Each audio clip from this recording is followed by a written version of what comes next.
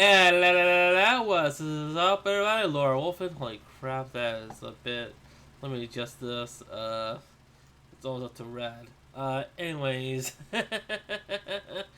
welcome to People of the Empire, one of the best damn shows you'll ever hear on the internet. It is I, your deranged degenerate, with Lord R. Wolfen, and my brother, Wittsama. Hello, everybody. What's going on? Yeah, let me just yours too. Anyways, yeah, interesting week we had. Yeah. Anyways, there's a lot of stuff we want to cover, but first, yeah, let's talk about our first segment, which is the how AI is being used in today's culture. Because when I first looked at this like months ago, I instantly thought that this is just a fad, but apparently this is becoming like more of a fad as I read the news on it. Like, for instance, um, as I've shown you the AI art, right, Rob? Yeah. Yeah, and to be honest, I thought it was just a novelty for some odd reason, but more I dig into it, the more and more it gets weirder. Like now we have songs, AI covers of songs based around. We have characters from other uh, what's the word, pop culture singing songs from actual artists. Like I found one song like Patrick Starr singing "My Way" from Frank Sinatra and whatnot. Uh, forgot to lock the door. Great. Sorry, there's a cat in the room. Yeah, Oh, all it's right. fine. She's not doing anything wrong. Hello, cannoli. Yeah. Anyways, yeah. Well, she's gonna come out early anyway. Anyways, yeah. Anyways, let's continue. Uh, anyway, uh, thing is, I just thought this is just a really stupid novelty, like making AI songs, AI art, but then it gets weirder. Like now people are making scripts using artificial intelligence. When I mean scripts, I mean actual screenplays. Like people are doing this. Yes, and the more I think about it, how is this? Is this gonna be the norm now? That we're just gonna use computers to do stuff that people oh, who would actually do? You know? Any thoughts, Rob? Um, we're talking about like AI in general, like how it's kind of taken over media. Yeah. I mean, I think the song stuff is pretty impressive. Especially listening to what you supplement to me with the Vegeta singing "Don't Stop Me Now," um, and Mr. Krabs singing "Billie Jean." I think a lot of that's just like I don't know. Like when I listen to it, it's very hard to pick out the parts where it sounds like computer generated. Um, which I don't know if that speaks more on the fact that's like music is uh, overproduced or if AI is just that good. But I think we're gonna see, and we're probably already seeing it right now. Where it's kind of like the ethics behind it. Like is it really art if it's a computer that's kind of putting it together, and the computer can only put it together if it has enough data, which it's more or less kind of pulling from like I guess like everybody out there. So a lot of people say, oh, it's not original because it's more or less trying to copy like a bunch of different things. But then on the other side, it's like, oh well, I think we grow up being nurtured to like be influenced by XYZ, and then sometimes our artwork can take influence from that, but like because it's a computer we have to be mad about it. But I mean, but with that being said, like it's definitely a point of contention. Human made things versus like AI. Like where do we draw the line on AI's use? Yeah, and the one thing that scared me the most was the script writing process. Like, people using AI to write scripts, but I'm okay when AI is being used stuff like education stuff. That thing I can agree on, right? I mean, if you want my personal take, I think let's say for like art, as an example, I think if you're doing anything commercial, I feel like you're doing the world a favor by hiring an artist, just because if you can hire an artist and you could pay them, they could put food on the table, and I think that's a lot more important. But I think for personal internal use, then if you want to use AI, you can have right at it, because nobody's winning or losing with that. You're just helping yourself out, cutting some time, and maybe Right. adding a little flair to your internal communications. But if you're doing anything external commercial, I feel like if you could pay somebody to do it, it helps everybody out, because that person can put food on the table. Hmm. That's actually pretty good to say, I think, at least. But, anyways, yeah. Thing is this is going more like. Anyways, we're trying to align more on AI, so it's the one I'm always concerned about a lot of things. That's why I brought it up as today's big topic. Like, how far will it come? As a matter of fact, yeah, the one thing I'm more worried about is when will it is actually the time of when will computers like pretty much like be a substitute for an actual human, you know? Yeah.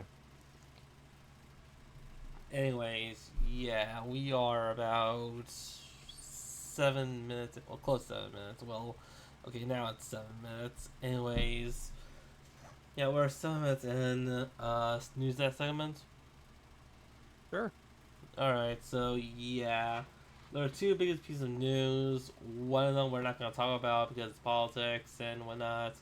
The other one, when we were feeling the effects for I think like two or more days. Yeah, it's about the fires in Nova Scotia, and it was absolutely one of the. I never thought like Canada would have like a huge forest fire, you know, and I never thought the effects would reach over here in New York. Yeah, any thoughts on this, Rob? It's yeah, it's kind of wild. I think that was our first time really experiencing anything like that. Um, I think the crazier thing is that Canada kind of has, not Canada, California has been kind of going through that recently, like more or less every year during the summer. It's called a fire season, and all the wildfires, on that side of the coast, they it affects the way their sky looks, and they have to go under air quality alerts and whatnot. So to see that over here was kind of crazy. Yeah, And I don't know, definitely don't take for granted the clear sky, for sure. Makes me appreciate yeah, good weather and a clear sky a lot more. yeah. And it was just like yeah when all that was happening, like on the first day I noticed this, I was like, "Wait, this is the weirdest weather we having." I didn't realize that this was happening here in New York.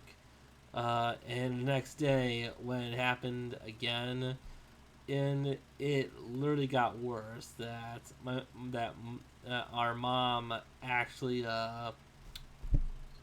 well, she gave sent me a text saying that the air quality is so poor that I need a kind of mask to before I can head out back home. Which luckily I was able to get, you know.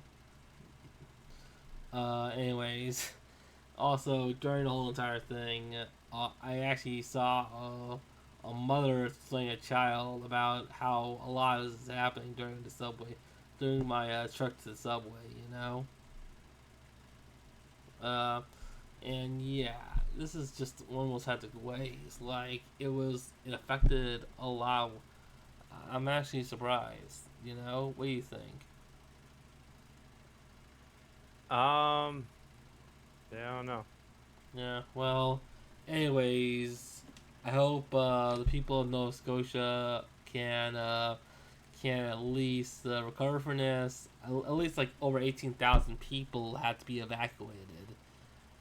Uh, and I'm hoping like the wildlife and survive. And I'm hoping people's homes would survive because 18,000 people, that is no laughing matter, you know? I think that a lot of people should at least are hopefully gain their hopefully get their get to their homes again, you know? Yeah, it's rough. You know, yeah, whoever is affected by fires, you're in my thoughts, and I hope things work out. Yeah, all our thoughts, hopes, and prayers go to the people of Nova Scotia. Anyways, next piece of news. Yeah, we have another downer for the next piece of news. Another person passed away this week. This time another wrestler. His name is the Iron Sheik. He passed away a couple of days ago. He was 81 years old, and was actually accomplished in getting the WWF becoming a WWF champion after winning the title from Bob Backlund, and WWF Tag Champion after he and Nikolai Volkov as the Foreign Legion took on the U.S. Express. Yeah, I know. To be honest, Rob, I don't think you know that much about the character, but I actually watched a few of his stuff on YouTube, and what makes and what makes one of his characters like what a really good like heel character. Well, at least try to give us your best thoughts, at least. Yeah, no, he was a prolific, you know, a prolific character in wrestling and wrestling history. Yeah, a lot of his prime was before you and I were born. Um, but still, like, his influence. I think him and Hulk Hogan, right? That was like the big thing. Him and Hulk Hogan were like uh rivals or something. I think so. All I know about him is that he was pretty much at a match. There was a match between him and Volkov between those two and the U.S. Express where they pretty much won the tag titles. Hmm. But yeah, I'm pretty sure that was I'm pretty sure that actually happened. But anyways, yeah, the one thing that makes him more of a legit heel is that he was they were just pretty much what's what I'm looking for are pretty much capitalizing on the whole Iran thing that was happening back in the late 70s, early 80s at the time. Um, and yeah, again, I'm not sure you know much about that kind of history. Do you? The About who? I couldn't hear you. About the Iran controversy during the time of the late 70s, Oh early no, 80s. I don't. I'm not too sure about it. Yeah, that was the reason why they made him to a villain because he was like because what happened in Iran, what like there was like a revolution happened like the late 870s and that and stuff. Hmm. Yeah. Okay, What? I said okay. All right. Anyways, yeah. Let's hope that he and like Volkov are putting off one impressive show in heaven, trying against people like Macho Man Ray Savage and the Ultimate Warrior. That'll be interesting to watch. Anyways, yeah. Other than that, it was he was still a good guy. But anyways, the next piece of news, and I just want to get one I just want to end this news segment with one thing that's not a downer, and today's new today I found out that Nintendo is working on their next film. Well, I guess what you can guess what it is. It's obvious what it's gonna be. I saw news. Well, I don't know if. Well, I heard. So I don't know what you're referring to exactly. I feel like I do, but I don't think they're working on it. But the news that I saw was that they're coming to a deal or an agreement with Universal and Illumination to produce a Legend of Zelda movie. Yeah, Um, that's what I'm talking about. okay, yeah. I mean, I don't. I mean, I maybe the way you're using working is a bit different than how I'm interpreting it. But working Okay. to me is like, they've got things, like they're actively working on this movie right now. But like, I think they're just trying to put things in place that the movie can Yeah, start being worked on. But that's what I yeah, was talking about. yeah. Yeah. Anyways, I'm actually looking forward to this film. Actually, if they actually make it, to be honest. And I'm actually curious on how they're gonna handle it. Like, are they gonna make Link talk? Is he not gonna talk? Is who if he's gonna talk? Who's the actor? Who is going to and at least who are gonna play the main characters? You know. Hmm. And if so, I keep thinking that Link might be played by Taron Egerton. If you know who that is. No, I don't know who that is. Oh, he's a young actor from Britain. He played roles in films like like the Sing series and the Kingsman series. Okay. Yeah. Though I don't think it'll fit Link that much. Actually, we don't know that many actors you could pull out. One. Hey, Richie, do you mind if I pause really quick? Well, 1 second. Yeah, somebody's calling me. okay, I'll pause it. So give me a second. Okay, sorry guys. Robert had to talk to someone on the phone. Yeah. Anyways, we're, we were talking about like who might actually play Link. Um, that's gotta be interesting. We as like Americans, we don't know that many people who play who are acts who of actors who can play who are English, but I have no clue what any Americans can pull off an English accent. That could be interesting, to be honest.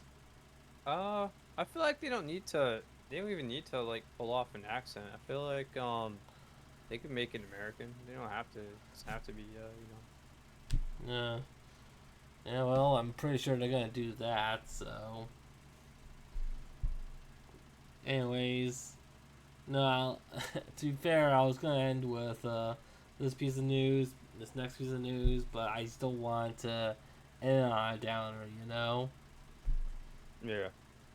Yeah. The next piece of news was gonna be about Bam Margera, so. Yeah, want to continue on, or we talk about that? We can whatever you like to do. Anyways, yeah, let's talk about our last segment, which is IRL. To people who don't know this, me and Rob, we kind of graduated from college. Well, I went through the graduation ceremony. Rob hasn't done that yet, but he's gonna graduate soon. He's gonna do the graduation ceremony soon. So yeah, lucky for us to graduate, you know. So I thought to celebrate this, how about we just talk about our college experience? What do you think? College experience? Yeah, sure. Let's do it. Yeah. What? Actually, let's start with you. What was the things you think about what is the how about your college experience, Rob? What am I thinking about? Oh, how my college experience was. Yeah, I don't know. I feel like it got better when I started doing things. When I started taking classes that were tailored to what I wanted to do. So for those that aren't aware, was a major. I majored in network administration and information security. So IT slash cybersecurity type stuff. And I think the first part of I guess like the first year, I was trying to do like one class at a time so I can get my feet wet from like getting back into school. I didn't want to overdo it, so I took like one class here, two classes there. And the thing that sucked was I was doing a lot of these like general education classes, and those just kind of suck in general because you're doing a lot of like boring stuff. Like you're writing reports on like biology. Like who cares about? Well, people care about biology, but me, like I'm in it for IT and whatnot. Um, and I just kind of want to get a college degree just to kind of, I guess, make the family proud. But in any event, yeah, the gen ed classes sucked. So like for the first year or so, it was not fun. But once I started getting into like the IT centered courses, it started getting a lot more fun because I started to learn more about like computers and things were practical, and yeah, made a lot of friends. I have the job that I have now because of school, because they had like a little internship program that the school put together, and now I have a pretty good job with um, a big company, which that I don't think I would have gotten otherwise.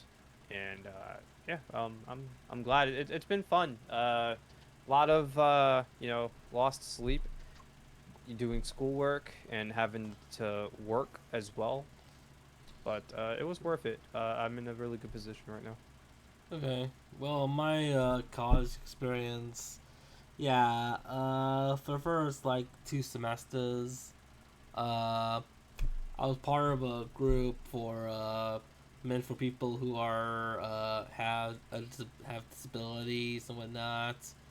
I was part of a group that we weren't getting college credits at all for as part of this group, but later on, one of my professors, when I was doing one of my classes, the class being first year seminar, the professor was so impressed with what I did that she wanted to tell the, tell the people who are tell she wanted me to get matriculated, and that if I get matriculated and be part of her class again, she said she'll pass me immediately because Oh, I was cool. at because apparently that was actually I impressed her a lot.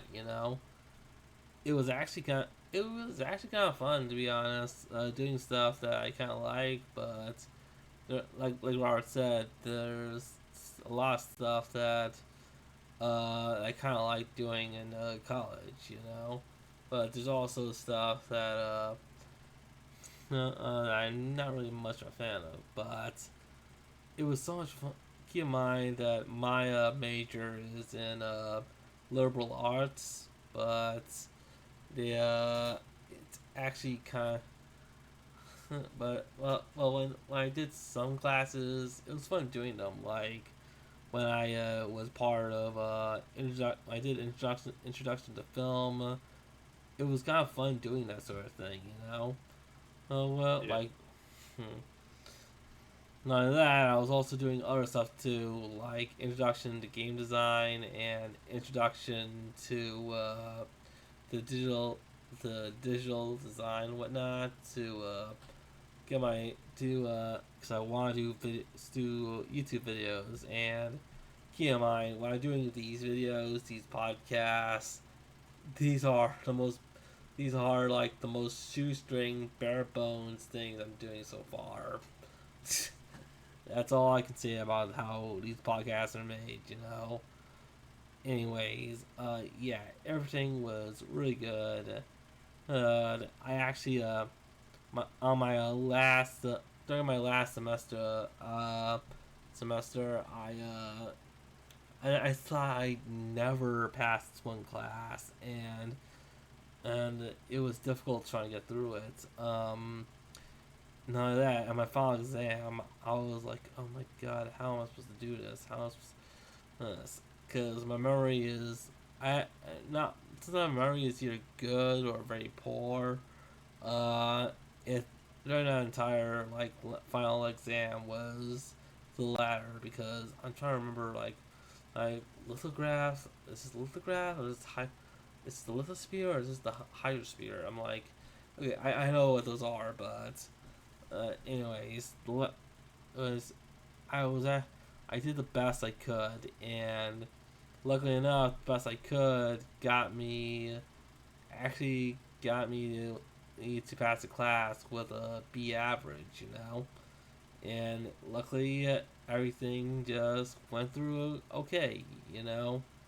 And that's a good lesson to know that you need, as long as you try your best, you could at least accomplish what you need to accomplish. Yes. And that's a good story. What do you think? Nah, that's some good stuff, and I'm glad you got to finish up and graduate. Yeah. Anyways, to everyone else, if everyone's graduating right now, hopefully you think back on these experiences and know that even though it can be tough, you can, however, be you can, however, at least do the best you can. And likewise, that's all we can say for now. You know, what do you think? I agree. Anyways, we're about 26 and a half minutes in. Want to wrap it up because we're almost like in 27 minutes. Yeah, we can wrap it up. All right, so if everyone's watching, thanks for watching. Please follow. Please please subscribe to get my content. Hit the bell to get notified. And as always, stay golden and peace out. Take care, everybody.